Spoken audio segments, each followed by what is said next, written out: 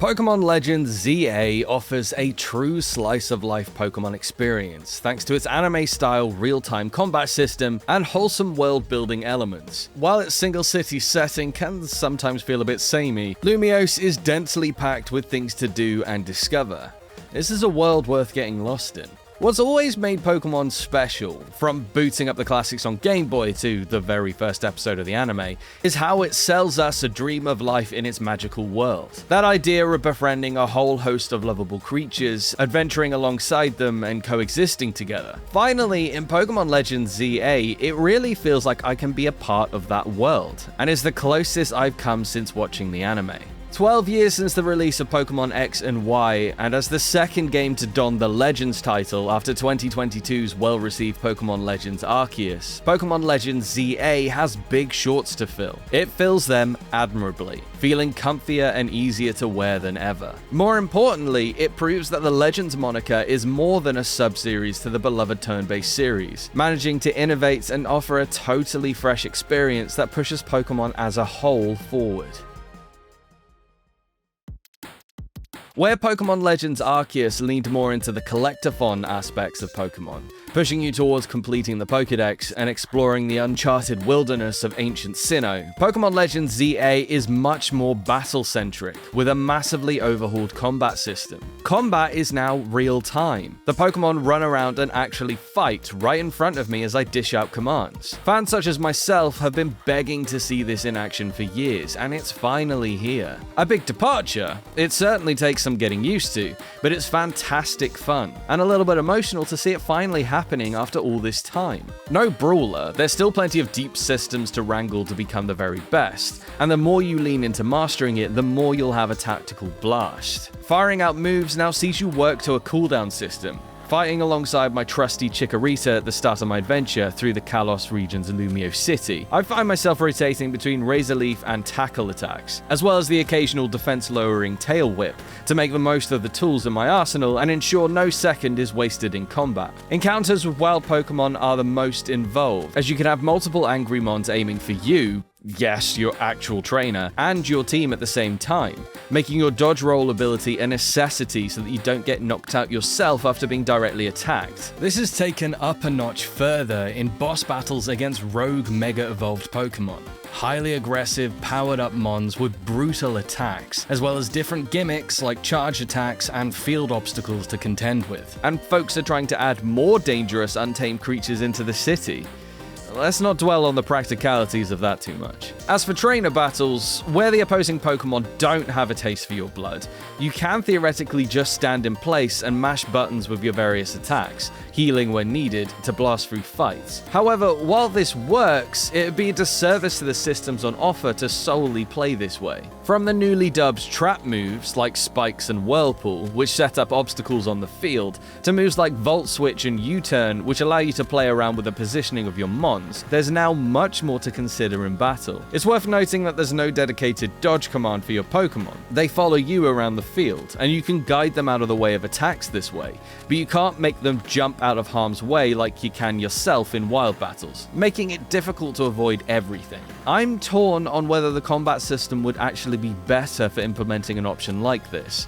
However, being able to dodge everything could end up trivializing fights too much, and it's still possible to avoid many moves once you've memorized what they look like. After learning proper spacing and the best times to retreat and attack yourself, the whole thing comes alive, and the fast, fluid nature of the fights feels delightfully anime-esque. This feeling spreads far beyond the battles, too. With the shift to an entirely urban setting, the bustling streets of Lumios City are full of people walking around with their Pokemon partners, and there are plenty of ways to interact with the citizens thanks to the enormous number of side missions on offer. For the most part, these center around folks befriending and interacting with the Pokemon around them, and while they range in complexity, they all help convey the charm of Pokemon life. From leading a group of smelly trubbish away from the tempting leftovers at a cafe, to taking a trainer's grumpy Slurpuff on an outing to get its favorite snack. These small moments help build up a bigger picture of the Pokemon world and what it would be like to live in it. Going into Pokemon Legends ZA, my biggest concern was its single city setting. Crucially, does it feel like a proper Pokemon journey when confined within the walls of Lumios City? The reality is that No, it doesn't. Not in the traditional sense. Instead, ZA offers a different kind of adventure, fulfilling a wish I've had for years. Don't get me wrong, the city doesn't feel small. It's densely packed, with areas hiding items and rare Pokémon, and the rooftops basically form their own labyrinth towering down from above. Hell, you can even explore the Lumios sewers as a whole separate dungeon, which is a definite highlight. The more compact setting also gives Legend ZA's human characters a bigger chance to shine, with some of the new faces here being some of the series' most likable and memorable additions in years. After around 34 hours playing, in which time I completed the main game and heaps of side content, I still haven't seen absolutely everything on offer, and I reckon I'll be playing for a long time yet before I get bored. Crucially, living and breathing city life for an entire RPG means the return to Kalos feels like a true slice of life in the Pokémon world that you're a part of. That dream sold to us by the Pokémon anime? It's right here, clearer than it ever has been in the actual games, and it's impossible not to get caught up in the joy of that as you wake up and leave your new residence of Hotel Z in a morning. Wild Fletchling and Pidgey flying past and perching gently on streetlights as you run down the streets with your Pokemon by your side. The lack of regional adventure may not be to everyone's taste, but if you've ever fantasized about living in a Pokemon world like I have, there's a lot to love here. There are still downsides to the setting though. Many buildings are there purely for decoration and can't be interacted with at all, and fewer still actually let you inside, which is slightly disappointing. Beyond that, a more significant issue is the lack of variation in the environment, leading to a lot of it looking very similar. It's not a problem across the board. The aforementioned sewers offer a major shake-up to the traditional streets, and other locations like the Saison Canal spice up the scenery on the ground and underground levels, but it's another matter altogether up on the rooftops. The rooftops are a massive part of Lumios City. So many rare Pokemon are hiding up there, as well as small hidden areas with NPCs and items.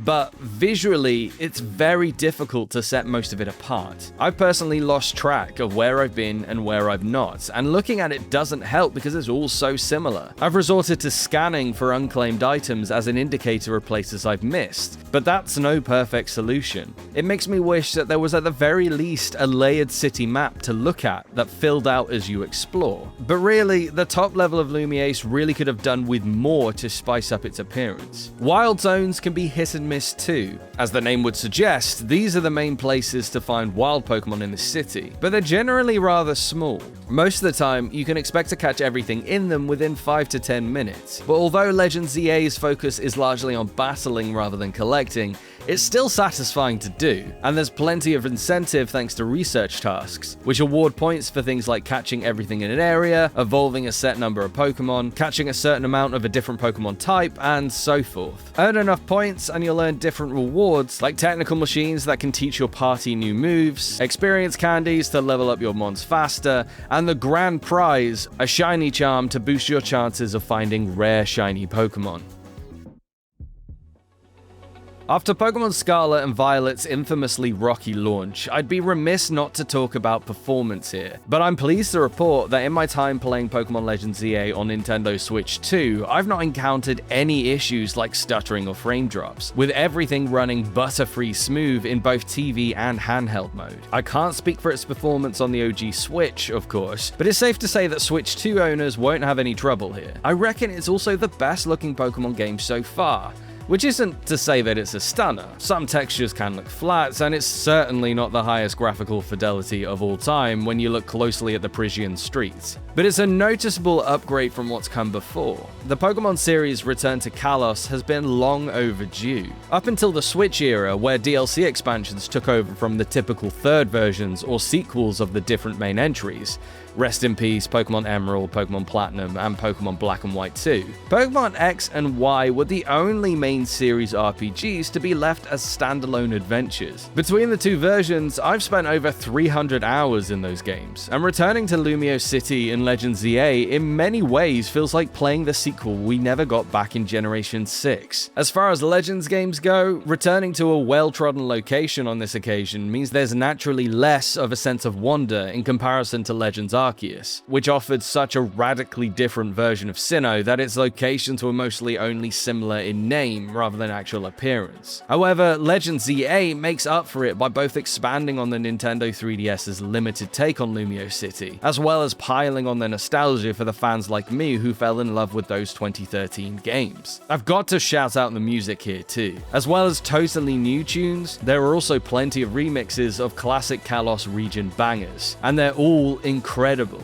Music has always been somewhat of a strong suit of the series. In this house, we bust moves to Route 210 from Pokémon Diamond and Pearl, but from the atmospheric songs that play as you explore the city to the many different battle themes, I genuinely think we have some all-timers on our hands here. Pokémon Legends ZA may not be the perfect open-world adventure, but its slice-of-life vibes and brilliant battle system changes are a real delight. And I hope this isn't the last we see of its innovations. In some ways, it feels like what Pokémon should have been all along, and I'm excited to see what impact it could have on the series' future. But for now, Lumios City, c'est magnifique. We give Pokémon Legends ZA 4 stars out of 5. But what about you? Will you be jumping into this battle-focused Pokémon Legends entry? Are you excited to return to Kalos? Or will this be your first time exploring Lumios? Let us know, and stick with GamesRadar for the latest on the greatest games of 2025.